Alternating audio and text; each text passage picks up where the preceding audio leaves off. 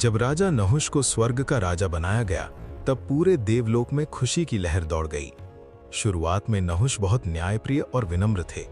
देवता भी उनकी प्रशंसा करते थे, लेकिन धीरे धीरे अपार शक्ति, वैभव और देवताओं के सम्मान ने उनके मन में घमंड भर दिया। अब उन्हें लगने लगा था कि तीनों लोकों में उनसे बड़ा कोई नहीं। एक दिन नहुष ने सोचा कि उन्हें ऐसा सम्मान मिलना चाहिए जो पहले किसी देवराज को नहीं मिला। उन्होंने आदेश दिया कि उनकी पालकी कोई साधारण सेवक नहीं, बल्कि स्वयं महान सप्तऋषि उठाकर चलेंगे। ये सुनकर देवता घबरा गए, लेकिन नहुष के क्रोध के डर से कोई विरोध नहीं कर पाया। सप्तऋषि भारी मन से उनकी पालकी उठाकर चलने लगे। उन ऋषियों में महान ऋषि अगस्त्य भी थे।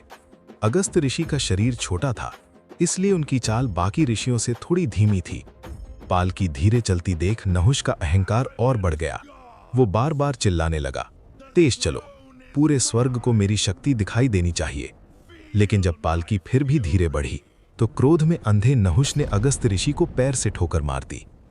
ये अपमान सहते ही अगस्त ऋषि की आंखों में अग्नि जल उठी।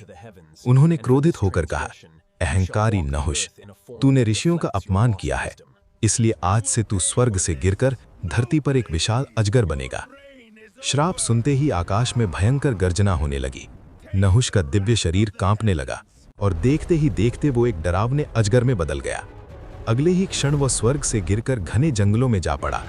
उस दिन सभी देवताओं ने समझ लिया कि अहंकार का अंत हमेशा विनाश होता है।